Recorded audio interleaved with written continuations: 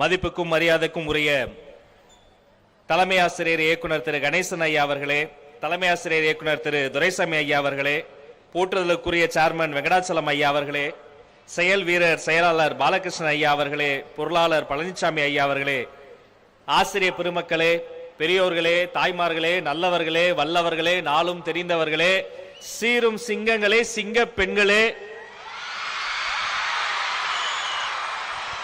தொலைதூரத்தில் இருந்து வந்திருக்கக்கூடிய பெற்றோர்களே, ஆசிரியர்களே, இந்த கல்வி நிறுவனத்தினுடைய நலன் விரும்பிகளே, இந்த முழு நிகழ்ச்சியும் நாமெல்லாம் நின்று கொண்டே பார்த்தும் கேட்டும் மகிழ்ந்து கொண்டிருக்கிற இந்த நிகழ்ச்சி மக்கள் மத்தியில் அப்படியே நிக்கணுங்கிறதுக்காக நின்று கொண்டே படம் எடுத்துக் கொண்டிருக்கக்கூடிய போட்டோகிராஃபர்களே, கேமராமேன்களே, லைட் செட்டப் பண்ணவர்களே, ஆடியோ டிஜேக்களே,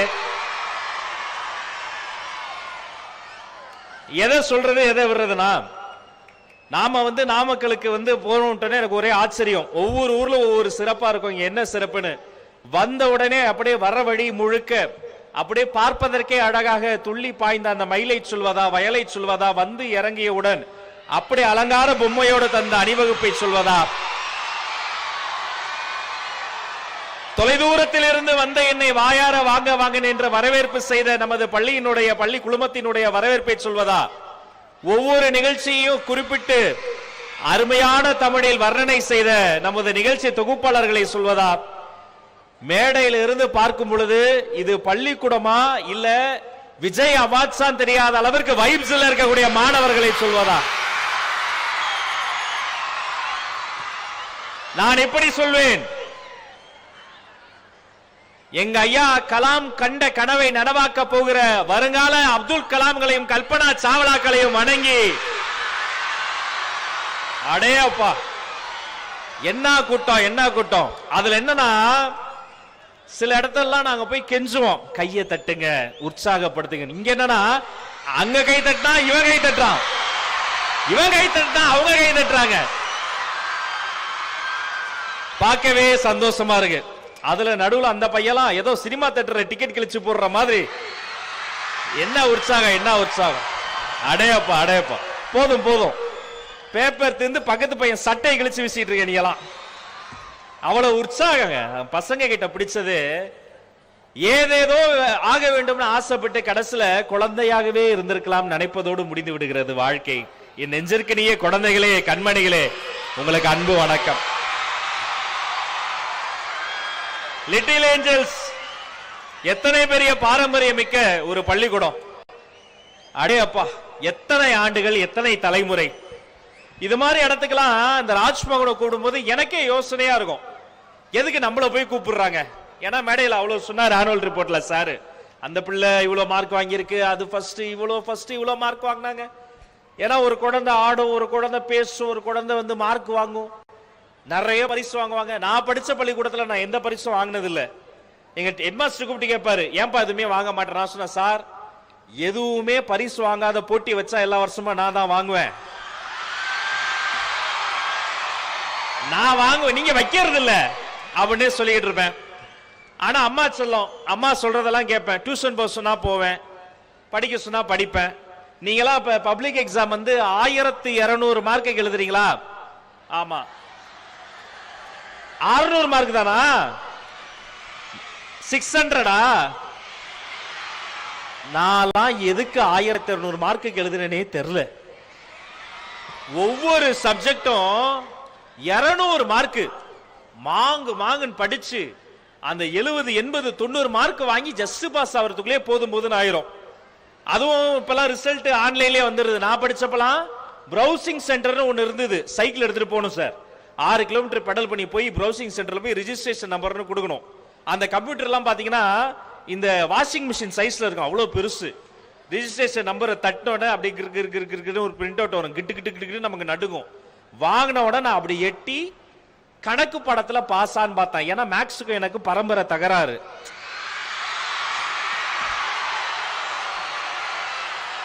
கை தட்டின குழந்தைகளா என் இனம், மேக்ஸுக்கு அவங்களுக்கு தகராறு. ஆனா நாங்க ரொம்ப நல்லவங்க, நாங்க மேக்ஸ் பக்கம் போக மாட்டோம், மேக்ஸ் எங்க பக்கம் வர மாட்டோம். ஒரு பரம்பரை பகையா அப்படியே போயிட்டே இருப்போம். 200க்கு பாத்துக்கிட்டே இருந்தேன். பாஸா பாஸா பாஸா, ஜஸ்ட் பாஸ். மேக்ஸ்ல 200க்கு 92. பரவாயில்ல, ஒரே அட்டம்ப்ட்ல பாஸ் ஆயிட்டோம்னு மார்க் ஷீட்டை 4ஆம் அடிச்சு பாக்கெட்ல வச்சு சைக்கிள் எடுத்துட்டு வரேன். ஆத்தா நான் பாஸ் ஆயிட்டேன்னு சொல்லான்னு ஆசையா வீட்டுக்கு வந்து சைக்கிளை விட்டு அப்படி உள்ள நுழைய போறேன். என் பக்கத்து வீட்டு பையன் கூட +2 எழுதுனவன் வாசல்ல முட்டி போட்டுருந்தான். என்ன மச்சான் முட்டி போட்டிருக்க அப்படின்னு. அவன் சொன்னா, இல்லடா +2 ரிசல்ட் வந்துச்சுல, அதுல மேக்ஸ்ல மார்க் கம்மின்னு எங்க அப்பா பனிஷ்மெண்ட் கொடுத்துட்டாரு. நான் யோசிச்சேன், நாமளே 200க்கு 92 கேவலமான மார்க், நம்மள விட கேவலமா ஒருத்தன் வாங்கியிருக்கானா, எவ்வளோடா மார்க்குன்னு. அவன் சொன்னா 200க்கு 192. அதுக்கே முட்டி போட விட்டாங்க. அப்ப என் நிலைமை எப்படி இருக்கும்? நேரா மார்க் ஷீட்டை கொண்டு போய் மேல அங்க வந்து வீட்டுல வச்சுட்டேன். வாங்கய்யா, வாங்க வாங்க வாங்க வாங்க, வணக்கம் ஐயாக்கு ஒரு நல்ல கைத்தட்டல் கொடுங்க.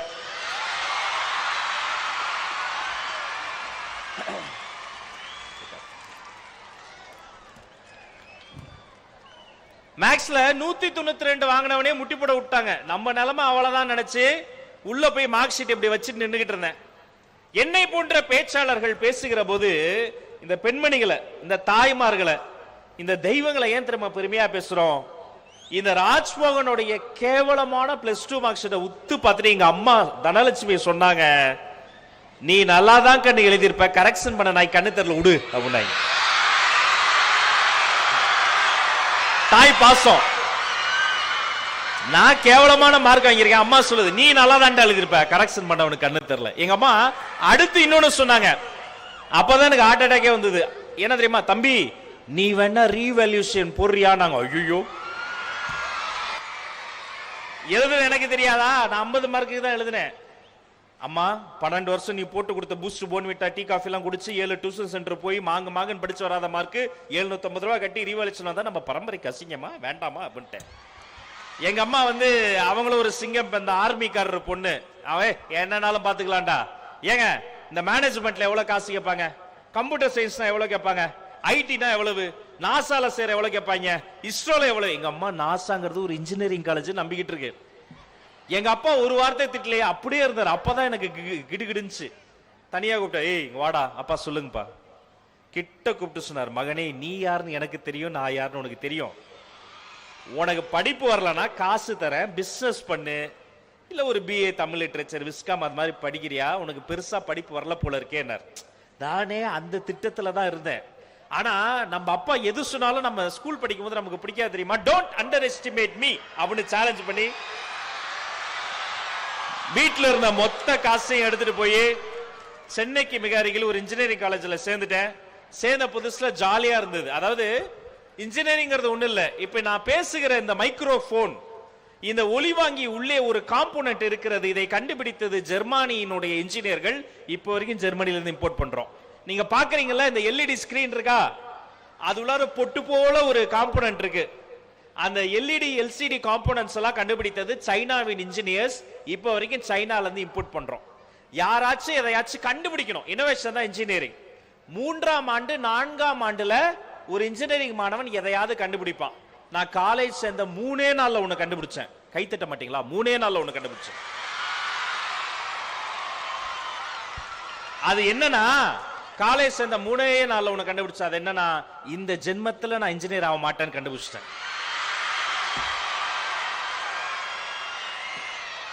ஏன்னா பெரிய பெரிய படிப்பு ஃபுல்லா தடி புக்கு. எனக்கு அச்சமா இருந்தது, எப்படி படிக்கிறது, எப்படி மார்க் வாங்குறது. கூட படிக்கிற பசங்களாம் பார்க்கணும் 100க்கு 100 வாங்குறாங்க. அதுல குறிப்பா நம்ம பெண்கள் இருக்காங்க பாருங்க. ஒரு பொண்ணு சோகமா உட்கார்ந்து இருந்தது, அழுதுறோம் விட்டுருந்தா. நான் போய் கேட்டேன், ஏன்பா ஏன் ஒரு மாதிரி சோகமா உட்கார்ந்துருக்கு? இல்ல மார்க் வந்தது. ஆமா 96 தான் வந்திருக்கு, 4 மார்க் எப்படி போச்சுனே தெரியலன்னு சோகமா இருக்கும். நான் கெக்கன்னு சிரிச்சுக்கிட்டு இருப்பேன். நீ ஏன்டா சிரிக்கிற? எனக்கு 4 தான் வந்தது, அதுவும் எப்படி வந்ததுன்னு தெரியல. கொஸ்டின் அப்படியே திருப்பி எழுதுனேன், அதுக்கு 4 மார்க் போட்டிருக்கீங்களே அப்படின்ட்டு நான் ஜாலியா இருப்பேன். ஆனா ஒரு நாள் நான் யோசிச்சேன், நம்ம கூட படிக்கிறவங்க எல்லாம் நல்லா படிக்கிறாங்க, கைத்தட்டல் வாங்குறாங்க, மேடைக்கு ஏறுறாங்க, டீச்சருங்க பாராட்டுறாங்க, நமக்கு ஒண்ணுமே கிடைக்கலையே. நான் யோசிச்சுக்கிட்டே இருந்தேன். சரி நமக்கும் ஒரு நாள் வரும், என்னைக்காவது ஒரு நாள் வரும், ராஜ்மோகன்னா யார் இந்த உலகத்திற்கு காட்டலாம் ஒரு நாள் வரும்னு காத்திருந்தேன். அந்த நாள் வந்தது. அந்த நாளின் பெயர் கல்ச்சுரல்ஸ் ஆனுவல் டே. இப்ப இன்னைக்கு மாதிரிதான் அலங்கார லைட் எல்லாம் போட்டு மேடையெல்லாம் போட்டு தனித்திறமையை காட்டலாம், ஆடலாம், பாடலாம், பேசலாம், கவிதை எழுதலாம். நான் ஆசையா பேச்சு போட்டிக்கு போனேன். 10 பேர் வந்திருப்பாங்க, சத்தம் போட்டு பேசி முதல் பரிசு வாங்கிடலாம். பேச்சு போட்டிக்கு போய் பார்த்தா அன்னைக்கு 68 பேர் வந்திருந்தானுங்க பேச்சு போட்டிக்கு. இந்த படிக்கிற பசங்க படிப்போட விட மாட்டானுங்க தெரியுமா? ஸ்போர்ட்ஸுக்கு வருவானுங்க, பேச்சு போட்டிக்கு வருவானுங்க, ஆட்டத்துக்கு வருவானுங்க. ஏண்டா நான் இன்னைக்கு அதை படிக்க வந்திருக்கேனாடா, நீங்க மட்டும் ஏண்டா எல்லாத்துக்கும் வரீங்க? சரி பரவாயில்ல, போய் நேம் ரிஜிஸ்டர் பண்ணேன். என் டோக்கன் நம்பர் 44. அதான் எனக்கு முன்னாடி 43 பேர் பேச போறான். நான் முடிவு பண்ணிட்டேன், நீங்க என்ன தலைப்பு கொடுத்தாலும் நான் படித்த புத்தகங்கள்ல ஐயா அப்துல் கலாம் பத்தி படிச்சு கரைச்சு குடிச்சிருக்கிறேன், கலாமை பத்தி பேசி விட்டுறோம் முடிவோட இருக்கேன். என் டோக்கன் நம்பர் 44. அன்னைக்கு எனக்கு முன்னாடி பேச 43 பேரும் அப்துல் கலாம் பத்தியே பேசினானுங்க. என்ன பண்றது தெரியல. அதுவும் பேச்சாளர்கள் மேல வந்துட்டா உடனே பேச மாட்டாங்க தெரியுமா? திருவிளையாடல், பழைய திருவிளையாடல் படத்துல சிவாஜி வர மாதிரி அப்படி வந்து அப்படி எல்லாரையும் முறைச்சு பார்த்து தாமரை போல இருக்கும் நடுவர் அவர்களே அப்படின்னு கத்தி நமக்கு பார்க்கவே அச்சமா இருக்கும். நான் யோசிப்பேன், இந்த பயபுலெல்லாம் வீட்டுல சாப்பிடும் போது அம்மா கிட்ட ரசம் வேணும்னா அம்மா அவர்களை ரசத்தை எடுத்து வந்து அப்படி கேட்டோம்னா பெத்த தாய் மூஞ்சில ஊத்தி விட்டுரும் ரசத்தை. ஏன் கத்துற அப்படின்ட்டு நான் முடிவு பண்ணிட்டேன், இப்பெல்லாம் கத்த வேண்டாம், வித்தியாசமா ஏதாவது பண்ணலாம், கிரியேட்டிவா ஏதாவது பண்ணலாம். என் டர்ன் வந்தது 44. நடந்து போறேன். கலாம்ல இருந்து என் சிந்தனை ஓட்டத்தை காந்திக்கு மாத்திக்கிறேன். ஏன்னா சின்ன வயசுல இருந்து படிச்சது கலாம் போலவே காந்தி ஈஸியா பேசலாம். மேல போறேன். நீங்கள் கண்ட மாமனிதரும் தலைப்பு கொடுத்தாங்க. மத்தவங்க மாதிரி கத்த வேணான்னு முடிவு பண்ணிட்டேன். அப்ப என்ன பண்ணலாம், வித்தியாசமா ஆரம்பிக்கலாம் அப்படின்னு அப்படி ஆரம்பிச்சேன். ஒரு ஊரில் ரயில் ஓடி கொண்டு இருந்தது.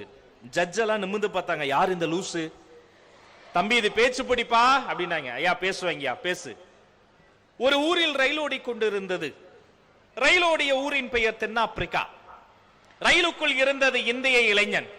அவர் கண்களில் கனவு இருந்தது, கைகளில் முதல் வகுப்பு பயணச்சீட்டு இருந்தது, இன்னொரு பை நிறைய புத்தகம் இருந்தது. இத்தனை இருந்த போதும் அவரது முகம் பார்ப்பதற்கு என்னை போல கொஞ்சம் கருப்பாக இருந்தது.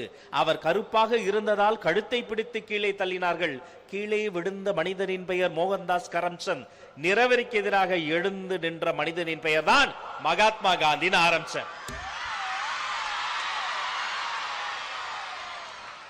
எல்லாரும் இதே மாதிரிதான் கை தட்டினாங்க. அந்த நொடி கண்டுபிடிச்சேன், இந்த உலகத்துல வாயால வடை சுட்டு பொழைச்சுக்கலாம்டா அப்படிங்கறத கண்டுபிடிச்சேன். கடகடகடன்னு காந்தியை பத்தி சொல்லிக்கிட்டே வரேன். எல்லாம் சிலிர்த்து பாக்குறாங்க. தில்லையாடி வள்ளிமையை சந்திக்கிறார். தென்னாப்பிரிக்காவில் இருந்து இந்தியாவுக்கு வர்றார். பாரிஸ்டர் பட்டத்தை துறக்கிறார். வக்கீல் வேலையை விடுகிறார். பண்டிதர் நேரு, அண்ணல் அம்பேத்கர், மாவீரன் சுபாஷ் சந்திரபோஸ், வட்டமேசை மாநாடு ஒன்னு ஒன்னா சொல்ல சொல்ல சிலிர்த்து பார்த்தாங்க. முடிவு பண்ணிட்டேன், முதல் பரிசு நமக்கு தான், பினிஷிங் வரேன். அப்படிப்பட்ட மாமனிதர் மகாத்மா காந்தியடிகள் தியான மண்டபத்தின் வெளியே நடந்து வந்து கொண்டிருக்கிறார். எல்லாரும் என்னையே பார்த்துக்கிட்டு இருக்காங்க. அவருக்கு எதிரிலே துப்பாக்கியை தூக்கி கொண்டு, சட்டுன்னு எனக்கு கோட்சே பேரு மறந்து போச்சு. துப்பாக்கியை தூக்கி கொண்டு, கோட்சே வாயில வர மாட்டேங்குது. துப்பாக்கியை தூக்கி கொண்டு இப்படியே நிக்கிறேன். தூரத்துல இருந்து என்னுடைய மேடம் தம்பி சுடுடா சுடுடான்றாங்க. நான் அப்படியே நிக்கிறேன். நம்ம ஏதாவது மறந்துட்டா கண்ண முடி யோசிப்பேன் தெரியுமா? நான் கண்ணெல்லாம் முடி யோசிக்கிறேன். ஒரு சைடு மூளை சொல்லுது, டே கொன்னவன் பேரு கோல தான் ஸ்டார்ட் ஆகும். இன்னொரு சைடு மூளை கேக்குது, செர்ரா கொன்னவன் பேரு கோல ஸ்டார்ட் ஆகும்னா கொன்னது கோவிந்த் சாமியா கோபால் சாமியா தெரியலையா? நடுங்குது, கை நடுங்கி. நம்ம டென்ஷன் ஆனா வேர்க்கும் தெரியுமா? ஃபேன் எல்லாம் இருக்கும், ஆனா வேர்த்து கொட்டி கண்ணு கலங்கி கை நடுங்கி எவ்வளவு நேரம் இப்படியே நிக்கிறது, கை வலிச்சு. எல்லாரும் என்னையே பாக்குறாங்க, முடிக்க தெரியல. துப்பாக்கியை தூக்கி கொண்டு அழுது. எனது வாழ்க்கையின் கடைசி வாய்ப்பு நண்பர்களே. அங்கிருந்து இறங்கிட்டேன். இறங்கி குடு குடு குடுன்னு ஓடுறேன். 17 வயசு, டிப்ரெஷன், மன சஞ்சலம். அந்த மனச்சோர்வுல எல்லாரும் எடுக்கிற தவறான முடிவு. என் காலேஜ் பின்னாடி ஒரு பாழும் கிணறு இருக்கிறது. குடு குடு குடுன்னு ஓடுறேன். காலேஜ் பின்னாடி அந்த பாழு கிணத்தை நோக்கி ஓடுறேன். அந்த வயசுல அப்படிதான் ஒரு டிப்ரெஷன். ஓடி போய் காலேஜ் பின்னாடி இருந்த அந்த பாழும் கிணத்துக்கிட்ட போய் அந்த கிணத்தையும் தாண்டி போய் காலேஜ் கேண்டீன்ல முட்டை பப்ஸ் வாங்கி சாப்பிட ஆரம்பிச்சிட்டேன். எவ்வளவு பெரிய சோகமோ, சாப்பிட்டா சரியாகும் தெரியுமா? பப்ஸ், இந்த ஃப்ரூட்டி, கூல் ட்ரிங்க்ஸ், மென்டோஸ் எல்லாம் சாப்பிட்டுக்கிட்டே இருக்கேன். இதுவும் போச்சு, வாழ்க்கையில என்ன பண்ண போறோம்னு யோசிச்சுக்கிட்டு இருக்கேன். போட்டி முடிந்தது. முடிவுகளை அறிவிக்கிறார்கள். அருமையான ஜட்ஜ் வந்தவங்க சொல்றாரு. அவர் சொல்றாரு, எல்லாரும் நல்லா பேசுனீங்க, நியூஸ் பேப்பர் படிங்க, மாணவர்கள் அப்படி பேசுங்க, மாணவிகள் இப்படி பேசுங்க. நான் சாப்பிட்டுக்கிட்டே கேட்டுக்கிட்டு இருக்கேன். அவர் சொல்றார் ஜட்ஜு, எல்லாரும் நல்லா பேசினாலும் முதலாம் ஆண்டு மாணவர் ராஜ்மோகன் ஒரு சின்ன பையன் காந்தியை பத்தி வித்தியாசமா ஆரம்பிச்சு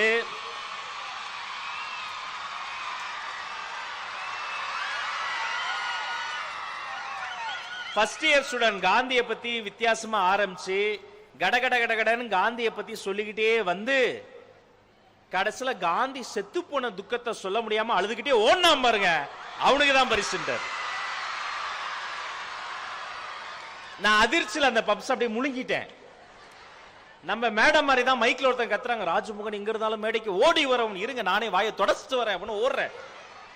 மேல போனா கை கொடுக்குறாங்க, முதுகுல தட்டுறாங்க, பரிசு தர்றாங்க. நான் அப்படியே ஒரு மாதிரி முழிக்கிறேன். அந்த ஜட்ஜி கேட்டார், தம்பி அதான் பரிசு ஜெயிச்சிட்டியே, ஏன் முகம் ஒரு மாதிரி இருக்கு? நான் சொன்னேன், சார் தொண்டை அடைக்குது சார் அப்படின்னு. நான் சொன்னது முட்டை பப்ஸ. அவர், ஏன்பா காந்தி அப்ப செத்த துக்கம் இன்னுமாவும் தொண்டையை அடைக்குது, இப்படி ஒரு பிள்ளையை நான் பார்த்தது இல்லையே பாருங்க. ஆனா நண்பர்களே, அடுத்த நாள் என் வாழ்க்கை மாறி போச்சு. 17 ஆண்டுகள் வரைக்கும் கீழே நின்று யாருக்காகவும் மேடையில் இருக்கிறவங்களை பார்த்து கைத்தட்டிய ராஜ்மோகன் வாழ்க்கையில் முதல் முறையா மேலே ஏறி எனக்காக கைத்தட்டிய 100 பேரை பார்த்த போது புதிய மனிதனாய் மீண்டும் பிறந்தேன்.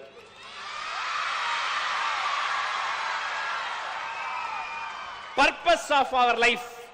நாம் பிறந்த தினம், பிறந்து விட்டதால் அது நம்முடைய பிறந்த தினம் கிடையாது. எதற்காக பிறந்தோம் என்ற நோக்கத்தை அறிந்து கொள்கிறோம் பாருங்க. the purpose of my life, அதுதான் உண்மையான பிறந்த தினம். உண்மையிலே என்னுடைய பிறந்த தினம் அன்னைக்குதான். என் பிரின்சிபல் கூப்பிட்டாரு, தம்பி நீ பயங்கரமா பேசுவியாமே, பேசி காமிச்சேன். HOD கூப்பிட்டாங்க, அவங்க கிட்ட பேசி காமிச்சேன். எல்லாரும் ஆச்சரியப்பட்டாங்க, டீச்சர்ஸ் என்கரேஜ் பண்ணாங்க, மத்த காலேஜ் அனுப்பிச்சாங்க. ஒரு லாஸ்ட் பெஞ்ச்ல உட்கார்ந்து முட்டை மார்க் வாங்கிட்டு இருந்த ராஜ்மோகன் என் ஆசிரியர்கள் கொடுத்த ஊக்கத்தால் மாநில அளவுல, மண்டல அளவுல, மாவட்ட அளவுல பல போட்டிகளில் கலந்துகிட்டேன். அப்பதான் அவங்க சொன்ன மாதிரி விஜய் தொலைக்காட்சியில தமிழ்நாட்டின் தலை சிறந்த பேச்சாளருக்கான தேடலான ஆட்சி தமிழ் பேச்சு எங்கள் மூச்சுன்னு ஒரு நிகழ்ச்சி 38 மாவட்டத்திலிருந்து பல மாணவர்கள் அதுல போட்டிட்டாங்க. கிட்டத்தட்ட ஒரு வருட காலம் அதுல அந்த போட்டி நடந்தது. அந்த 38 மாவட்டத்தில் இருந்து வந்து ஒரு வருட காலம் நடைபெற்ற அந்த போட்டியில் எல்லா போட்டியாளர்களையும் சந்தித்து அவர்களோடு போட்டி போட்டு ஒரு லாஸ்ட் பெஞ்ச்ல உட்கார்ந்து முட்டை மார்க் வாங்கின ராஜ்மோகன் தமிழ்நாடு முழுக்க இருந்து வந்த அத்தனை பேரையும் தோற்கடித்து தமிழ்நாட்டின் தலை சிறந்த பேச்சாளர் என்ற முதல் பரிசை வாங்கினேன் என்பதை பணிவோடு தெரிவித்துக் கொள்கிறேன். அப்ப என்னால முடியும்னா ஏன் உங்களால முடியாது? இங்க இந்த அரங்கத்தில் இருக்கக்கூடிய மாணவர்கள் சிலருக்கு தோணும், நம்ம கிட்ட என்ன இல்லையோ அதுதான் அதிகமா தோணும் தெரியுமா? காலையில எழுந்த உடனே முகத்தை பார்க்கவே நமக்கே ஒரு மாதிரி இருக்கும். நாம இன்னும் பணக்காரனா இருக்கலாம், இன்னும் 2 லேப்டாப் இருந்திருக்கலாம், இன்னும் அழகா இருந்திருக்கலாம், இன்னும் உயரமா இருந்திருக்கலாம். அதல்ல வாழ்க்கை. ஒரு செய்தி சொல்றேன், நல்லா கேளுங்க. இந்த மனித உடல் இருக்கு பாருங்க, இதை 4ஆக பிரித்தால் கடைசியில் ஒரு கால் பகுதி, அதனால தான் இதுக்கு பேர் கால். பூமியில சாய்கிற போது முதலில் முட்டும் இடம், அதனால இதுக்கு பேர் முட்டி. கால் பகுதியும் முட்டியும் உடலோடு தொட்டு கொண்டு இருக்கும் இடம், அதனால இதுக்கு பேர் தொடை. உடலை 2ஆ பிரிச்சா இடையில் வரும் பகுதி, அதனால இதுக்கு பேர் இடை. கொஞ்சம் தான் சாப்பிடணும், அது கொஞ்ச நேரம் தான் இருக்கணும். வயிறு. இதமான நட்பு நினைவுகள் இருப்பதால் இதன் பேர் இதயம். சொல்லும் போதே இதமா இருக்கும். மொத்த உடலுக்கும் வேலை செய்யக்கூடாது, ஆர்டர் போடுறதே ஒரு வேலையா வச்சுக்கணும். கட்டளை போட்டுக்கிட்டே இருக்கணும். ஒரு தலைவன் வேணும், அந்த தலைவனின் பேர் தான் தலை. தலையை வச்சு இந்த வேலையும் செய்ய மாட்டான், ஆனா எல்லா வேலைக்கும் இந்த ஆர்டர் போடும். இந்த தலைவனையும் உடலையும் இழுத்து வைத்திருக்கிற இடத்துக்கு பேரு கழுத்து. தலைவனுக்கு மேல ஒண்ணுமல்ல, முடிச்சுக்க, அதனால இதுக்கு பேரு முடி. நண்பர்களே, 36 லட்சம் வருடங்களா பூமியில் மனிதன் தப்பி பிழைத்து வாழ்றான். டைனோசரஸ் செத்துருச்சு, ஏன் தெரியுமா? நம்மளை விட வலிமையானது டைனோசரஸ், அது செத்து போச்சு, மனிதன் தப்பிச்சா, ஏன் தெரியுமா? வெளியில் தெரிகிற நான் சொன்ன எந்த விஷயமும் காரணம் கிடையாது. வெளியில் தெரியாத ஒரு விஷயம் நம்ம எல்லார்கிட்டயும் இருக்கு, அதற்கு பேர் தான் செல்ஃப் கான்பிடன்ஸ் என்ற தன்னம்பிக்கை. ஒன்று இருந்தால் போதும், வாழ்க்கையில யாரும் ஜெயிக்கலாம், யாரு வேணா ஜெயிக்கலாம். என்ன வேணும்? மிகப்பெரிய தன்னம்பிக்கை வேணும். நீ முதல்ல உன்னை நம்பணும். உன்னை நம்பலன்னா எப்படி? இங்க பெரிய பெற்றோர்கள்லாம் வந்திருக்காங்க, ஒரு செய்தி சொல்லணும். ஒவ்வொரு குழந்தையும் தூக்கி அம்மா தமிழ்நாட்டில் இடுப்புலயே வச்சுக்குவாங்க தெரியுமா? மத்த ஊர்ல எல்லாம் கிராடல் நடைவண்டியில தள்ளிட்டு போவான். ஷாப்பிங் காம்ப்ளெக்ஸ் போனா அந்த சிட்டில எல்லாம் சென்னையில தள்ளிட்டு போற மாதிரி குழந்தைய போட்டு தள்ளிட்டு போவான். ஆனா நம்ம ஊர்ல பெத்த தாய் என்ன பண்ணுவான்? அம்மா குழந்தைய தூக்கி இடுப்புலயே வச்சுக்குவா. ஏன் தெரியுமா? குழந்தையின் வாய் தொட்டுவிடும் தூரத்தில் இருக்க வேண்டும் என் கண்ணம் நினைப்பா அம்மா. குழந்தை அழுவுறது யாருக்கும் தெரியாது சார், பீடியாட்ரிஷியன் கூட புரியாது, அதுனா கூவா கூவான்னு அழுவோம். ஆனா பெத்த தாய்க்கு புரியும். அது பசியில் அழுவுதா, பொம்மை ஏதாவது முழுங்கிருச்சா, விக்கல் எடுக்குதா, அம்மாக்கு தான் புரியும். இடுப்புலயே வச்சுக்கோ அம்மா. அதே குழந்தை வளர்ந்த பிறகு தோளுக்கு மேல வச்சுக்கிட்டு தான் நடப்பாரு அப்பா. ஏன் தெரியுமா? நான் பார்க்காத தூரத்தை கூட என் பொண்ணு பார்க்கணும், என் பையன் பார்க்கணும் நினைக்கக்கூடிய ஒரே தியாகி உலகத்துல அப்பா மட்டும்தான், வேற யாரும் கிடையாது.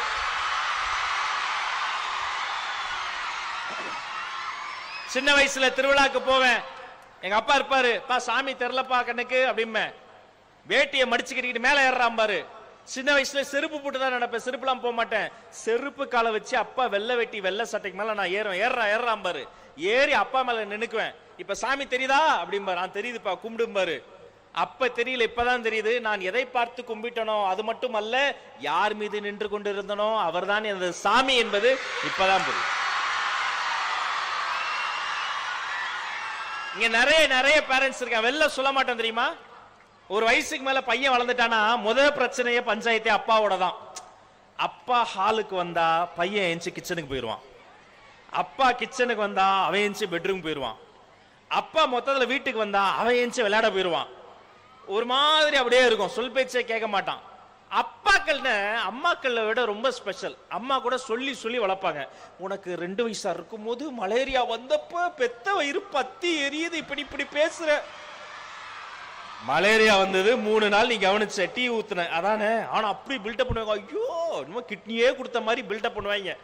ஆனா அப்பா இருக்காரு பாருங்க, எதுவுமே சொல்ல மாட்டார். 45-50 வயசை நெருங்கும் போது குழந்தைகளே நிறைய ஆண்களுக்கு லேசா அப்படி நெஞ்சு வலிக்கிற மாதிரி இருக்கும், டவுட் இருக்கும். ஹாஸ்பிட்டல் போயிருவோமா, செக்அப் பண்ணிடுவோமா, ஐயோ ஆன்ஜியோமாங்களே, ஸ்டென்ட்பாங்களே, 5 லட்சம் 10 லட்சம் கேட்பாங்களே. வேண்டாம், இப்ப படுத்துட்டோம்னு வச்சுக்க, 5 லட்சம் 10 லட்சம் எங்க போறது? பாப்பா படிச்சுக்கிட்டு இருக்கா, பையன் படிக்கிறான், பப்ளிக் எக்ஸாம் முடிச்சா காலேஜ் காசு வேணும், சோடா குடிச்சிட்டா சரியாயிடும். இந்த கேஸ்ட்ரிக்னு பொய் சொல்லி தன் நெஞ்சு வலியை கூட பிள்ளைக்காக மறைக்கக்கூடிய தந்தைமார்கள் உலகத்திலேயே தமிழ்நாட்டில் மட்டும்தான் இருக்கு, வேற எந்த நாட்டிலையும் கிடையாது. உலகம் முழுக்க சுத்தி இருக்கேன். தமிழ் பேச்சு வின் பண்ண பிறகு America, Canada, Singapore, Malaysia, Sri Lanka, east Africa, Hong Kong வரைக்கும், சைனா வரைக்கும் போயிட்டு வந்துட்டேன். அங்கெல்லாம் வேற மாதிரி இருப்பாங்க. ஆனா இங்க வெளியில காட்ட தெரியாது நம்மளுக்கு, அவ்வளவுதான். உள்ள பாசம் இருக்கும், வாய் விட்டு சொல்ல தெரியாது, உள்ளேயே எல்லாத்தையும் வச்சு மூடிக்குவார். சிடுசிடுன்னு தான் இருப்பாரு. ஏன் உன்கிட்ட சிடுசிடுன்றது அவருக்கு என்ன நல்ல பேரை கிடைக்கும் போது கெட்ட பேர் தான். ஏன் சிடுசிடுன்னு இருக்காரு? இந்த புள்ள உருப்பிட்டுமே, வலது இவனை பத்தி யாரும் தப்பா சொல்லிடக்கூடாது, இவங்கிட்ட 4 பேர் நாக்கு மேல பல்ல போட்டு என் பிள்ளைய பத்தி தப்பா பேசிடக்கூடாதுன்னு, பிள்ளை தப்பா பேசாலும் பரவாயில்லன்னு ஒரு தியாகிடா. அப்பா அம்மாலாம் தியாகி. தயவு செஞ்சு இனிமேலாத அவங்கள புரிஞ்சுக்கங்க.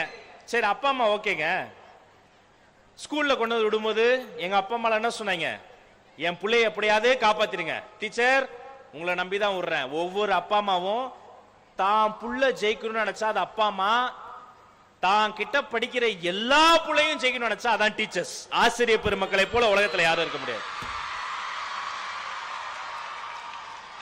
உண்மையிலேங்க அப்பா அம்மாட்ட பேசி பாருங்க. ஸ்கூல் படிக்கிற பையன், 2 பசங்க இருக்காங்கன்னு வைங்க, அப்பா அம்மாட்ட பேசி பாருங்க, எப்படி பையன் எப்படி இருக்கான், ஏன் சலிச்சுக்கிறீங்க? இல்ல வண்டலூர் ஜூ இருக்கு பாருங்க சென்னையில், அங்கிருந்து 4 சிங்கத்தை கூட வீட்டுல வச்சு வளர்த்துடலாம். 4ஆம் கிளாஸ் படிக்கிற ஒரு பையனை வீட்டுல வளர்க்கவே முடியாது தெரியுமா?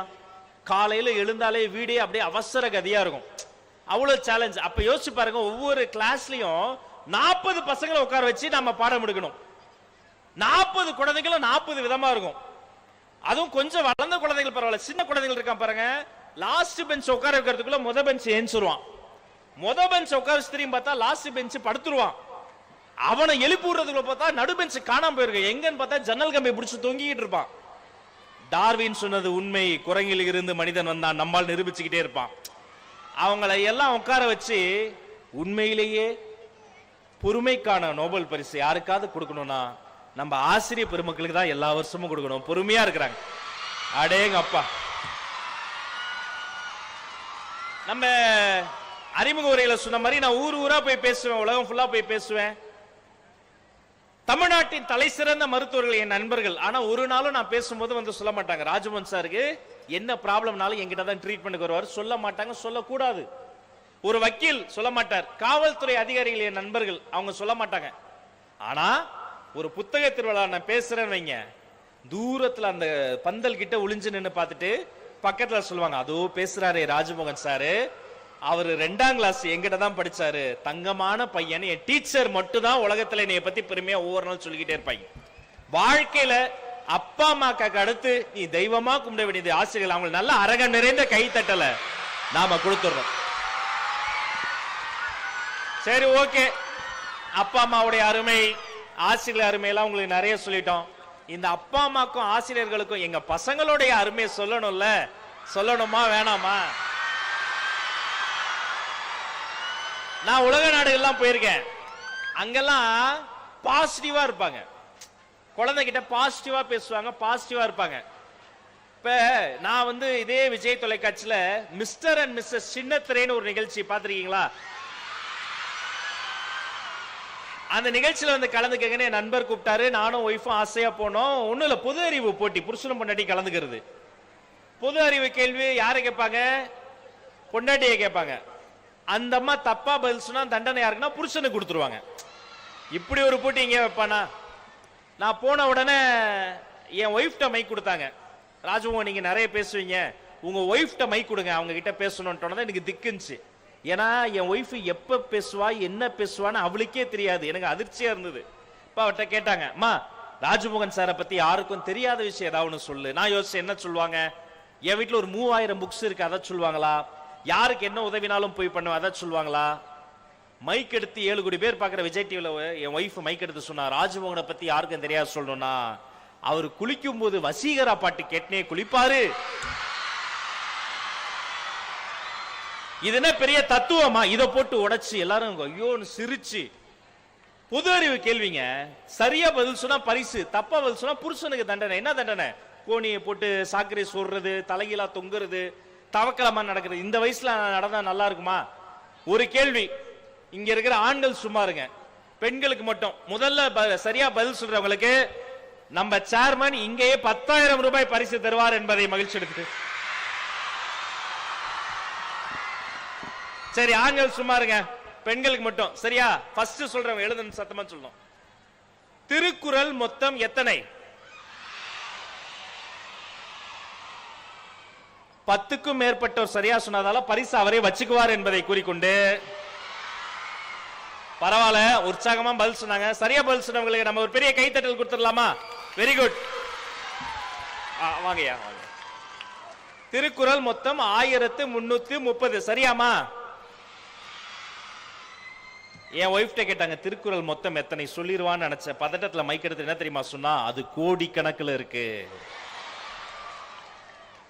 தவளை மாதிரி நடந்து போய் தலையிலா தொங்கி குவார்டர் ஃபைனல்ஸ் வந்துட்டோம். மகாபலிபுரம் உள்ளே நுழைகிற போது நுழைவு கட்டணம் டோல்கேட்ல அது எவ்வளவு நாங்க சொல்லிடுவான்னு நினைச்சேன். நான் ஒரு 1000 வாட்டி கூட்டு போயிருக்கேன். 70 ரூபா காசு வாங்குவாங்க, சொல்லிடுவான்னு நினைச்சேன். சந்தோஷமா மைக் எடுத்து சிரிச்சுக்கிட்டே சொன்னா, மகாபலிபுரம் உள்ளே நுழைகிற போது நுழைவு கட்டணம் எவ்வளவுன்னு கேக்குறீங்க? நானும் எங்க வீட்டுக்காரரும் கார்ல போகும்போது கண்ணாடி இறக்கி மீடியான்னு போய் சொல்லிட்டு இவர் அப்படியே போயிருவாரு, காசே தரமாட்டாருன்ட்டா. எல்லாரும் சிரிச்சு. ஊர்ல இருந்து எங்க அம்மா போன் பண்ணி, ஏண்டா நீங்க 2 பேரும் உண்மையிலேயே லூசா இல்ல லூசுமா நடிக்கிறீங்களா? ஏண்டா மானத்தை வாங்குறீங்க? ஒவ்வொரு எபிசோடு முடியும் போது சண்டை ஸ்டார்ட் ஆயிடும். உச்ச கட்டங்க. 2011ல இந்த கேள்விக்கு சரியா பதில் சொன்னா ஃபைனல்ஸ் போலாம். 2011ல இந்தியா தோனி தலைமையில கிரிக்கெட்ல வேர்ல்ட் கப் ஜெயிச்சப்ப ஃபைனல்ஸ்ல இந்தியாக்கு அகைன்ஸ்டா அந்த மாபெரும் ஃபைனல்ஸ் போட்டியில ஸ்ரீலங்கா இந்தியா ஆடிச்சு. இந்தியாவுக்கு எதிராக விளையாடிய நாட்டினுடைய பெயர் என்ன கேட்டாங்க. சொல்லிடுவான்னு நினைச்சேன். ஏன்னா அந்த போட்டி நடந்தப்ப தமிழ்ல நான் வர்ணனை கொடுத்திருக்கேன். மைக் எடுத்தா 2011ல தோனி தலைமையில இந்தியா கிரிக்கெட்ல உலக கோப்பையை ஜெயிச்சப்ப இந்தியாவுக்கு எதிரில் விளையாடிய நாட்டினுடைய பெயர் என்னன்னு கேக்குறீங்க. இந்தியாவுக்கு எதிரில் இறுதி போட்டியில் விளையாடிய நாட்டுடைய பேரு மும்பை இந்தியன்ஸ் அப்படின்ட்டா.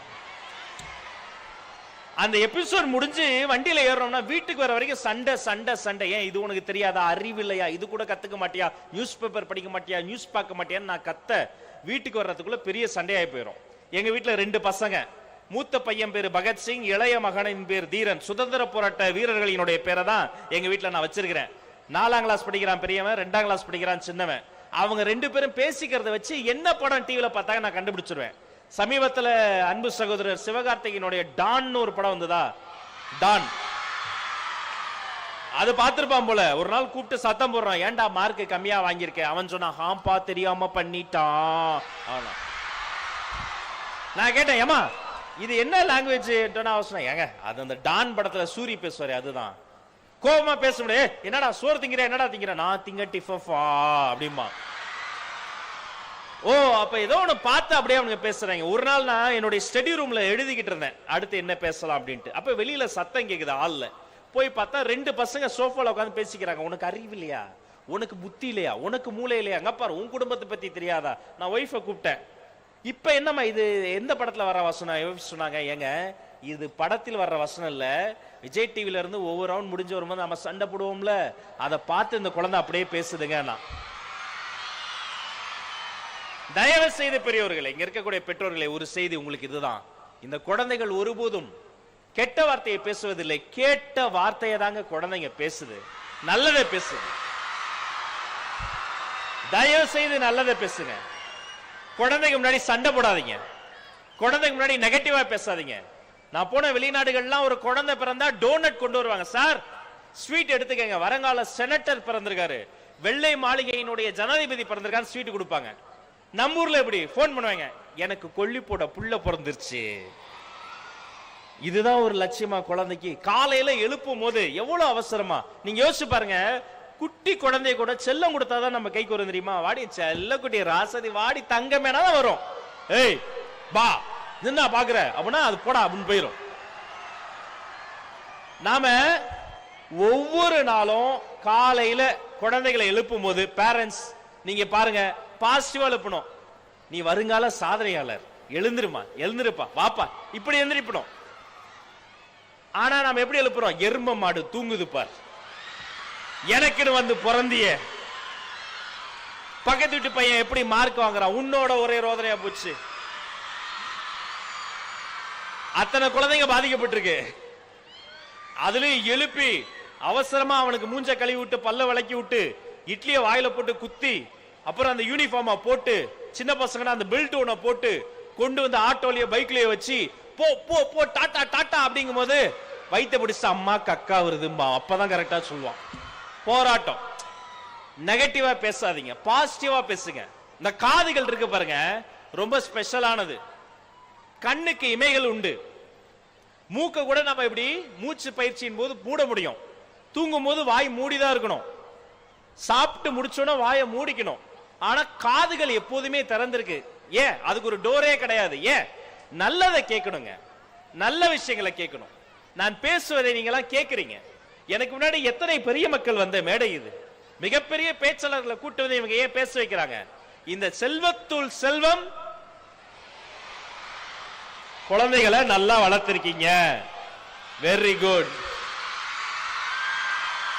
ஒரு ஊர்ல போய் மைக்க பிடிச்சு செல்வத்துள் செல்வம் கீழ இருந்து ஒரு அம்மா எஞ்சி திருமதி செல்வம் அப்படின்னு சீரியல் பார்த்திருக்கும் போல இருக்கு. செல்வத்துள் செல்வம் செவி செல்வம். நல்லா கவனிங்க, தயவு செய்து சின்னவங்க பெரியவங்க எல்லாரும் கவனிங்க.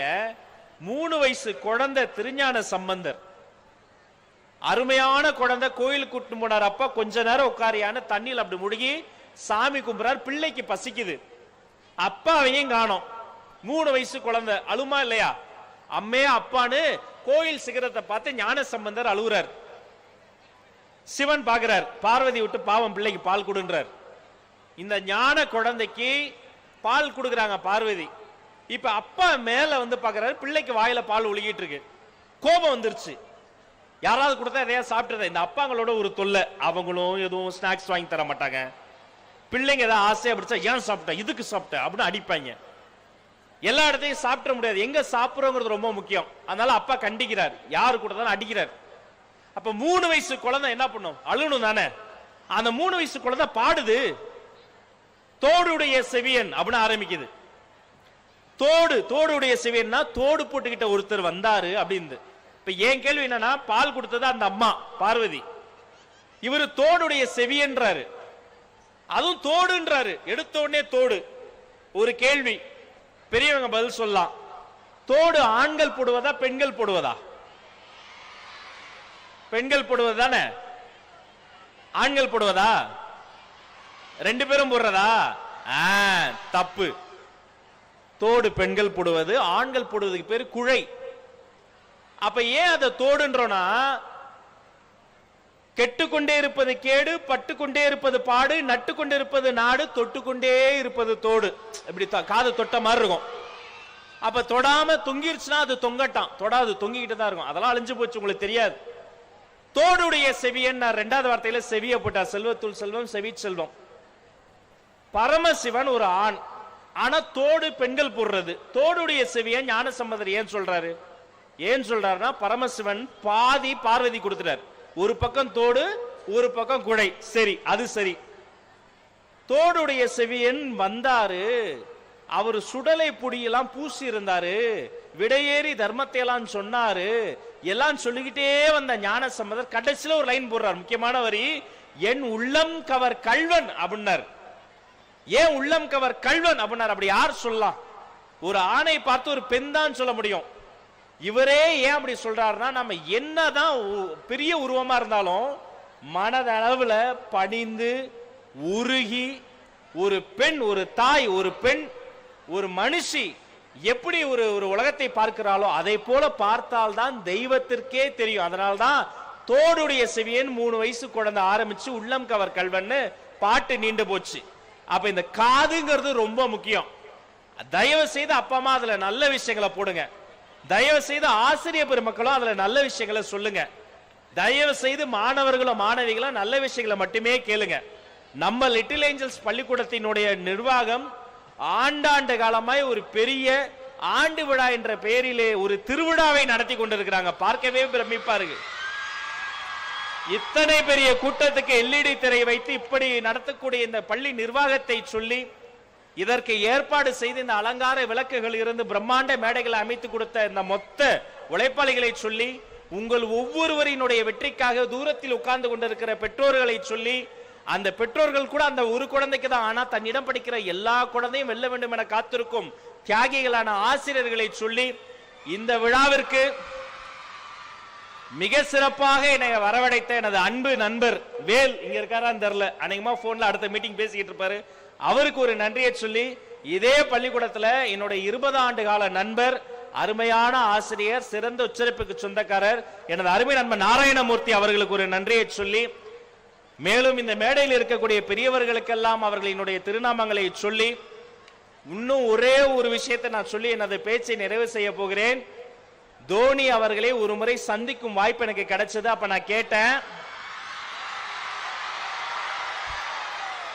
சார் ஒரு போட்டி ஜெயிக்கும் போது சிரிக்கலாம், தோக்கும் போது கூட நீங்க சிரிச்சுக்கிட்டே இருக்கீங்களே எப்படி நான் கேட்டேன். அதுக்கு அவர் சொன்னார், நான் விளையாடும் போது வெளியில இருந்து பார்க்கிற செலக்டர்ஸ்க்காக விளையாடுவதில்லை, விளையாடுகிற போது டீம்ல இருக்காங்கன்னு சொல்றதுக்காக சீனியர் சொல்வதை கேட்பதில்லை, கடைசி ஓவரின் கடைசி பந்தில் ஜெயிப்பமா தோப்பமான்னு பயந்துகிட்டே இந்த ஓவரை விளையாடுவதில்லை, எனக்கு வெற்றி தோல்வி முக்கியம் இல்லை, the whole process.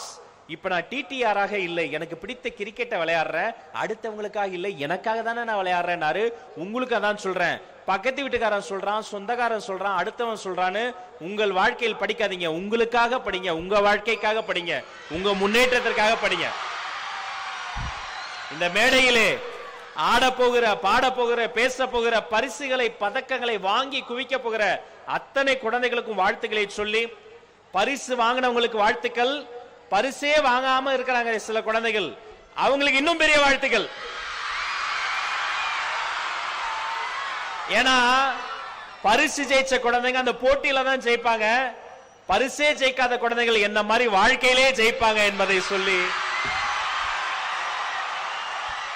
பார்ப்பதற்கு ஒன்று போல இருந்தாலும் ஒரு பூவும் இன்னொரு பூவும் ஒன்றில்லை, பார்ப்பதற்கு ஒன்று போல இருந்தாலும் ஒரு காயும் இன்னொரு கனியும் ஒன்றில்லை, பார்ப்பதற்கு ஒன்று போல இருந்தாலும் ஒரு குழந்தையும் இன்னொரு குழந்தையும் ஒன்றில்லை, ஒவ்வொருக்குள்ளூரும் ஒவ்வொரு குழந்தையின் உள்ளேயும் ஒரு சாதனையாளர் ஒளிந்திருக்கிறார். அந்த சாதனையாளர் லிட்டில் ஏஞ்சல்ஸ் இந்த மேடையில் ஒரு நாள் மேடை ஏற வேண்டும், அதை நான் கீழே இருந்து பார்க்க வேண்டும் என்று சொல்லி விடைபெறுகிறேன். நன்றி நன்றி நன்றி நன்றி. வாழ்க தமிழ், வெல்க தமிழ். நன்றி, வணக்கம்.